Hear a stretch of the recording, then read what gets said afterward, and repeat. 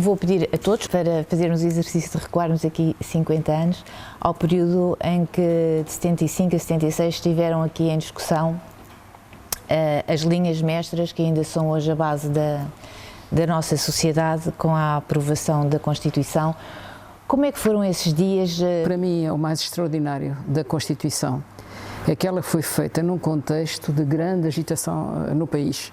O PREC, todos os dias aconteciam coisas, havia manifestações, havia quedas do governo, foi muito agitado, e movimentações militares, iam cerca à Assembleia, etc. Foi um período muito agitado, com grande confrontação política, não só militar, mas também política, grande confrontação, de um lado o PC e os partidos à sua esquerda, do outro lado o PS e os partidos à sua direita. E neste ambiente de tão grande confrontação foi possível aprovar uma Constituição que já teve algumas alterações, mas não tantas quanto isso, e que fará 50 anos praticamente como esteve, como foi aprovada. Como é que num contexto tão complicado, tão dividido, com o país tão em crise, se conseguiram entender os deputados de situações políticas tão diferentes. E uma explicação que eu encontro para isso, e já a tenho partilhado, é que no fundo aquele momento a seguir ao 25 de Abril é um momento que existe nas vidas dos povos e das sociedades em que de repente o futuro fica em aberto. Há uma grande liberdade, uma grande alegria e toda a gente procura dar o seu melhor, com a consciência que está a construir o futuro. E a sensação que eu tenho da experiência da Constituinte foi que os deputados constituintes tinham a convicção muito forte de que estavam a construir o futuro do país e portanto deram o seu melhor. Coisa que, por aí fora, esses anos todos até agora já não acontece. Há muitos deputados que não dão o seu melhor, há partidos que não dão o seu melhor, que nem sequer se esforçam para isso. Mas naquela altura isso foi de todos, mesmo quando tinham posições políticas opostas, havia esta vontade de vamos fazer o melhor que a gente conseguir. E conseguiram. Eu recordo-me que só foi possível haver eleições para a Constituinte depois de a maioria dos partidos, à exceção da UDP, terem assinado na altura com o Presidente da República, que era o Costa Gomes, o Pacto MFA Partidos, em que se dizia como é que ia ser a organização do Estado. As pessoas já não se lembram nada disto. Vamos começar a Constituinte e o assunto da organização do poder político ia ficando para trás, porque havia vários partidos do lado do Bloco, PS à direita, PS e partidos à sua direita, que não queriam de maneira nenhuma que ficasse uma Assembleia da MFA. E então isso foi difícil. E houve a tensão, agravou-se a nível militar, agravou-se profundamente no verão chamado Verão Quente, o verão de 65, agravou-se profundamente. O Vasco Gonçalves, que estava ligado a esse bloco mais pró-comunista, sai do governo, há uma reviravolta, o Pinheiro de Azevedo fica nomeado primeiro-ministro do governo provisório, do 6º governo provisório, que tentava, portanto, inverter esse caminho de radicalização excessiva e dá-se o cerco à Constituinte, que é precisamente o momento de grande confrontação disto. E só depois disso é que é o 25 de novembro. O cerco da Constituinte foi no dia 12. Portanto, estes momentos foram todos muito tensos. Nesse dia, portanto, tal como os outros deputados ficaram cá dentro. E ele ficou lá fora porque ele chegou atrasado e já não entrou. Foi o 12 de novembro, no 25, sim, 25, foi no dia 12 de novembro. Quando cheguei cá, pensei sempre, e não me enganei, que até pela forma como eu falava e pelos valores que tentava transmitir, que eles evitariam matar-me ali, não é? Eu estive no meio deles. Tentaste segurar, mas não me deixaram passar. Expliquei a situação, eu, não, você quer entrar, então não entra, não sei o que mais, insultos, não sei o quê. Porque como eu queria, obviamente, entrar, porque já tinha feito o que me tinham pedido, e a verdade é que não me deixaram entrar. E eu fiquei na pior situação, e foi uma situação delicada, mas porque foi aborrecida para mim. E assim, memórias mais desse tempo, destas vivências? A minha primeira memória, aliás, da vida é sonhar com tanques. Portanto, lembro-me de ter um pesadelo em que havia tanques a passar na Estrada Marginal. Não tem nada a ver, os tanques nunca andaram por ali no Estoril, mas como a minha avó morava ali, eu passava lá há muito tempo, tive um pesadelo que estávamos na casa da avó e estavam tanques a passar na rua. A Filipa tem uma cena, que ela não se lembra, mas lembra-me eu, tu terias 2, 3 anos, nem sei se foi durante a Constituinte ou foi depois, mas não tinhas mais do que 3 anos. Estavam sempre a passar na televisão, que era só um canal, reminiscências do 25 de Abril, dos tanques, essa coisa toda que tu dizes, não sei o quê, e sempre com aquela música da marcha militar, sempre com essa música. E um dia eu chego a casa e esta Catarina, pequenina, disse-me assim: "Oh mãe, estou farta da República." A miúda já não podia ouvir as marchas militares, portanto é um bocadinho... Era a música do MFA que normalmente até abria sempre os comunicados e na rádio. Era sempre aquilo, e era sempre a mesma música, e elas queriam era ver os desenhos animados, e portanto aquela coisa estava sempre a dar tran-ta-tan-ta-tan, e ela disse com esta. Isto agora é um pequeno pormenor. Elas vieram a saber muitos anos depois que havia, como há nessas coisas da política, sujeitos que telefonavam lá para casa a insultar, elas até podem contar isso melhor que eu, e elas não nos diziam nada. Nós tínhamos haters, antes de haver haters agora das redes sociais, não havia haters lá para casa que telefonavam a insultar o tempo todo, e nós fazíamos imensas andotas, nós arranjávamos andotas ao telefone, cada vez que telefonavam para lá a insultar qualquer coisa, nós não percebíamos nada do que é que estava a passar, só ouvíamos os insultos. A mãe fez isto, pelos cargos, insultavam, dizer, quando insultava, a mãe fez isto, o pai fez isto, e nós punhamos o telefone no caixote de lixo e dizia: "Olha, para si o caixote de lixo", e punhamos o telefone no caixote de lixo. E eu chegava à casa e o telefone estava no caixote de lixo. O que é que se passa? O telefone era um telefone fixo, mas punham com o cordão, punham no caixote. O que é que se passou? Ai mãe, não foi um tipo qualquer que telefonou para aqui? Eu achei isto extraordinário, dedicavam-se a telefonar para as pessoas, a insultá-las, quer dizer, agora falamos das redes, que ainda é uma mensagem, que eles não estavam na lista, as pessoas telefonavam a insultar. Nós não sabíamos quem era, mas nós, que os pais não estavam em casa, éramos nós que atendíamos, portanto o tempo todo, mas ríamos à grande, imaginávamos piadas. Está a ver, ela protegeram-nos ali, tiraram-nos uma preocupação, não tínhamos nada disso, porque elas despachavam o assunto.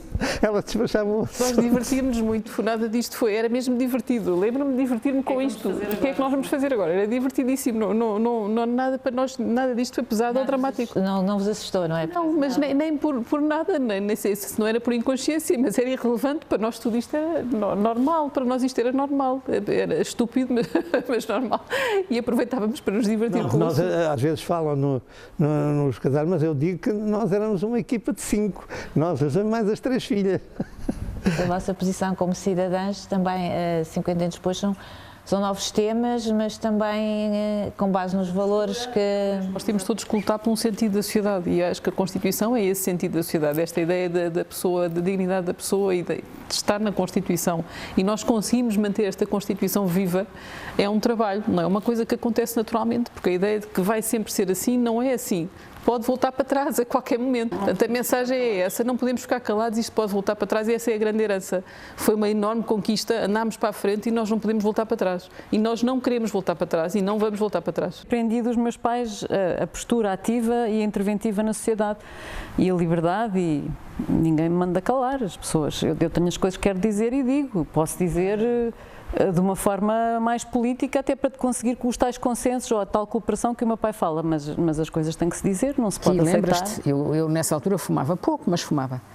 Quando eu pegava no cigarro, a Catarina ia buscar um vaso com uma planta e punha-me debaixo do nariz. Era mesmo um bocadinho de bullying que ela fazia comigo. A verdade, mas muito pequenina, ainda não estava na primária.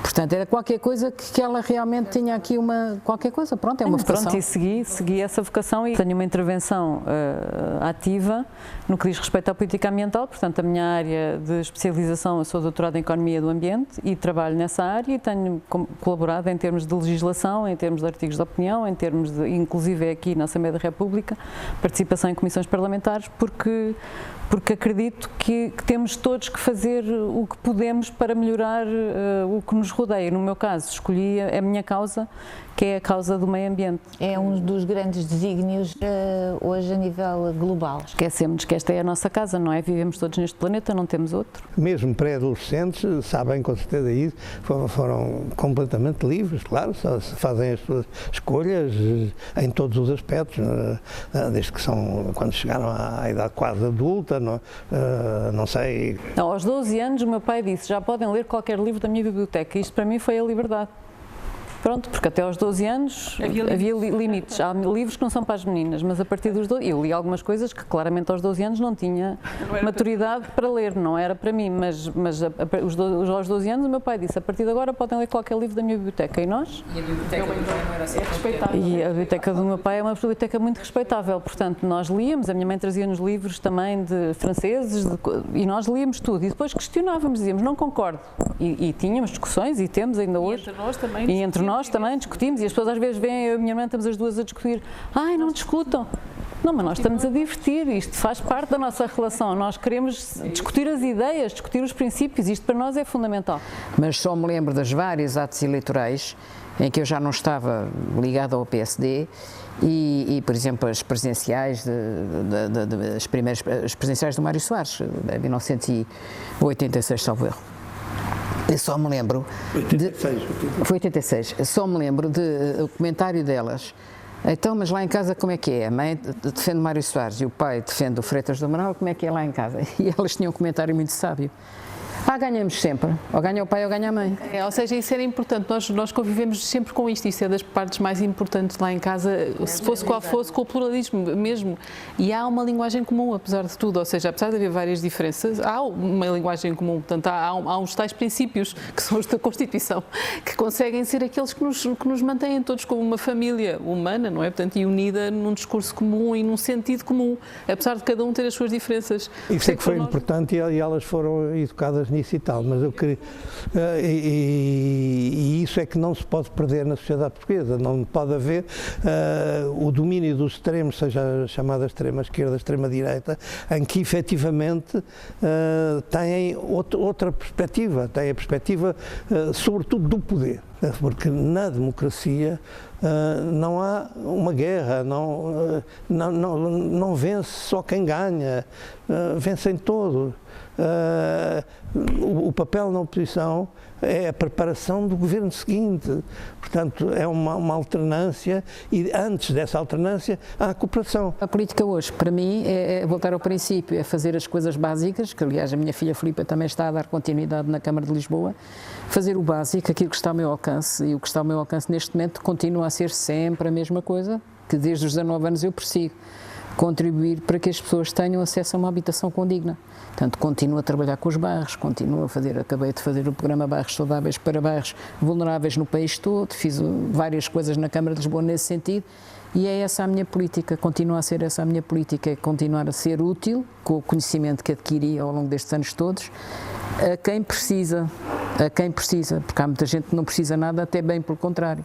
E, portanto, também denunciar aqueles que abusam, que eu isso também gosto. Não falho. É que nós hoje temos realidades, temos novas formas de pobreza e a Filipa conhece isto muito bem porque bate-lhe à porta todos os dias. Novas formas de pobreza. Temos uma imigração, que é uma realidade nova em Portugal que não existia. Uma imigração intensíssima de gente que ainda bem que vem para cá porque vêm contribuir e ajudam, mas com dramas de habitação, de sobrevivência enormes e continuamos a ter camadas da população portuguesa sem habitação, sem acesso à saúde, enfim, todos esses direitos que foram consagrados na Constituição, e com isto termino, todos os direitos sociais consagrados na Constituição, nós não queremos que eles voltem atrás, mas não estão completamente cumpridos e, portanto, há muito trabalho a fazer para que eles sejam efetivos para toda a gente, não seja apenas uma bandeira constitucional, uma meta moral, mas uma realidade, e isso é que eu acho que é o desafio.